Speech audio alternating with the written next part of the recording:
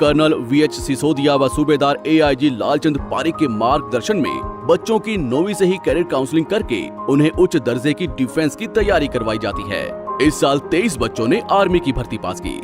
Address ज्ञान ज्योति public school एवं defence व sports academy, CBSE affiliated English medium, नजदीक दरबा बस स्टैंड, मानक दीवान। Contact number 9992571111 8929551111। यह तमाम धर्मों के तमाम जातियों के लोग बैठे हैं। बीजेपी सरकार कहती है कि वो हिंदुओं के लिए काम करती है। यहां पे मेरे हिंदू भाई भी बैठे होंगे। मेरे भाइयों, एक बात बताइए, जब पूरे देश के किसानों को फसलों का MSP नहीं मिल रहा, तो इस तथाकथित और झूठी सरकार ने क्या हिंदुओं को अलग से MSP दिया है क्या फसलों का?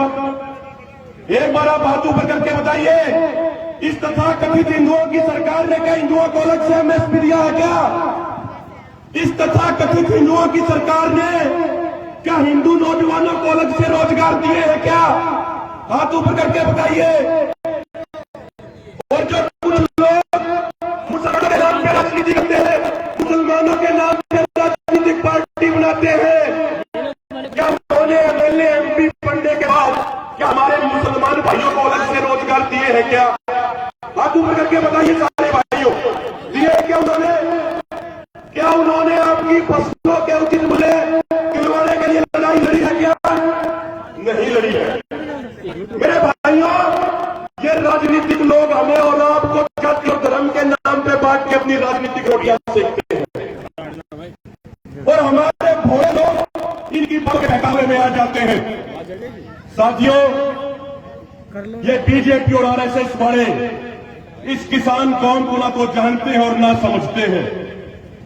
ये किसान कौम वो कौम है, चाहे इतिहास उठा के देख लीजिए, ये किसान कौम वो कौम है, इस कौम को जितना दबाने का प्रयास किया गया, ये कौम 10 गुना ज्यादा ताकत लगा के सामने आई है और मुंह तोड़ जवाब देने का काम किया है। मेरे भाइयों, इस आंदोलन के दौरान कभी हमें आतंकवादी कहा गया, कभी खालिस्तानी कहा गया, कभी फॉरेन फंडिंग के आरोप लगाए गए। लेकिन हम एक बात कहना चाहते हैं, हमारा इतिहास उठा के देख लो, हमारा इतिहास सही से पढ़ के देख लो। ये किसान कौम गलत चीजों के सामने ना कभी सर झुकाती है और ना ही कभी सर झुकाएगी। यदि जरूरत पड़ी तो अपने भाईचारे के लिए, अपने समाज के लिए, अपने देश के लिए हम अपनी गर्दन कटाने के लिए तैयार हैं, लेकिन बीजेपी RSS के सामने गर्दन कभी नहीं झुकाएंगे। मेरे भाइयों, साथियों, एक अंतिम बात आपको कहना चाहता हूं।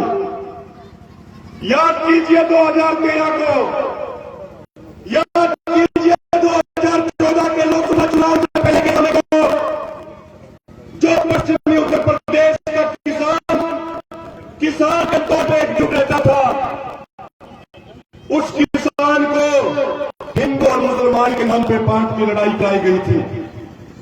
और उसका नतीजा क्या था? उसका नतीजा आज तक हमारा समाज भुगत रहा है। हम किसान से बच गए थे और हम हिंदू और मुसलमान बन गए थे और एक दूसरे के खून के प्यासे हो गए थे। आज उसका नतीजा पूरा देश भुगत रहा है। 2013 के मुजफ्फरनगर दंगे के बाद ये लोग सत्ता में आ पाए थे। आज दोबारा से फिर से देश में दंगे करवाने की कोशिश बीजेपी RSS द्वारा की जा रही है। क्यों की जा रही है मेरे भाइयों? क्योंकि 2022 में उत्तर प्रदेश के चुनाव है। 2022 में उत्तर प्रदेश के चुनाव है और हमारे देश का इतिहास रहा है, जो राजनीतिक पार्टी उत्तर प्रदेश की राजनीति से होती है वो पूरे देश की राजनीति से होती है। क्योंकि उत्तर प्रदेश में 403 विधानसभा सीटें हैं, उत्तर प्रदेश में 80 लोकसभा सीटें हैं और पता नहीं कितनी राज्यसभा सीटें भी हैं। साथियों, आज हकीकत यह है, बीजेपी और RSS वाले भी ये बात समझ गए हैं कि यदि आज उत्तर प्रदेश में चुनाव हो गए तो पिछली बार 300 से अधिक सीटें लाने वाली भारतीय जनता पार्टी की सरकार अब की बार उत्तर प्रदेश में 10 सीटों का आंकड़ा नहीं छू पाएगी। ये बीजेपी वालों की हालत है। और ये किसके कारण हुआ?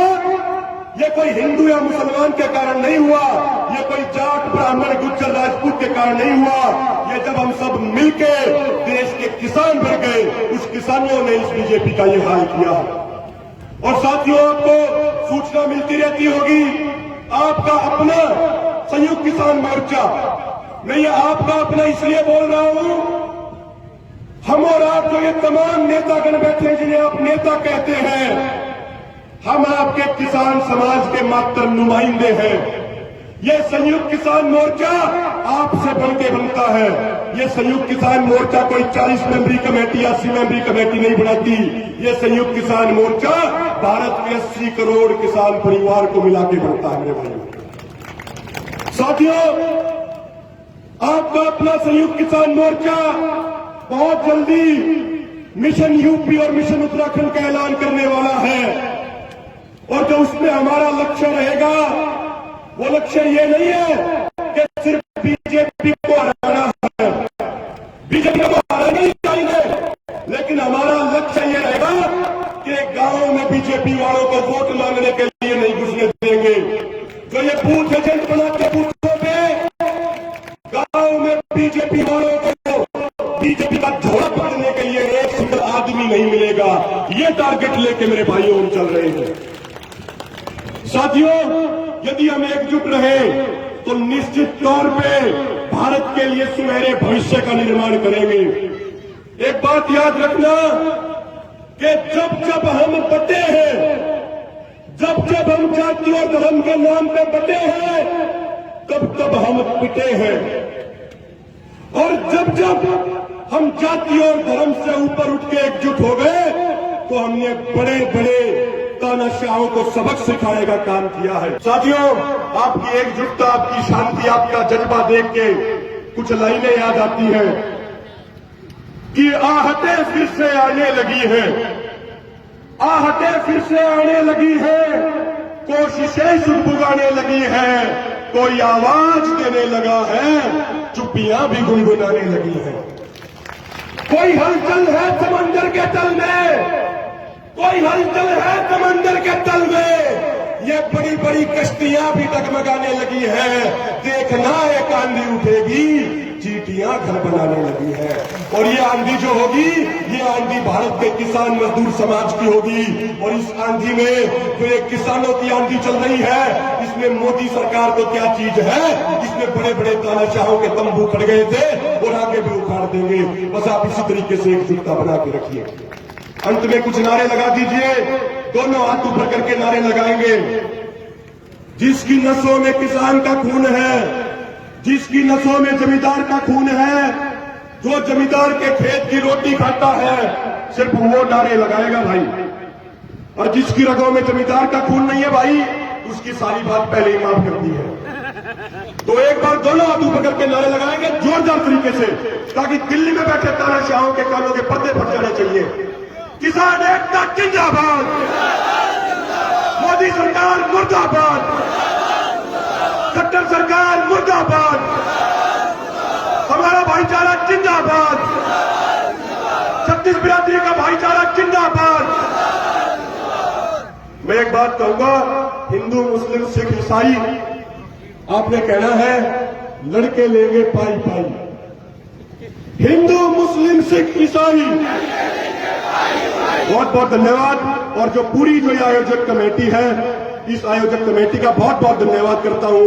आप सबका बहुत बहुत धन्यवाद करता हूं, जो इतनी गर्मी होने के बावजूद इतनी बड़ी संख्या में आपने यहां रह के हमें सुना है। यदि कोई गुस्ताखी हो गई हो, कोई गलत शब्द निकल गया हो, तो अपना छोटा भाई, अपना बेटा मान के माफ कर देना। आप सबको हाथ जोड़ के राम राम, सलाम, जय जवान जय किसान।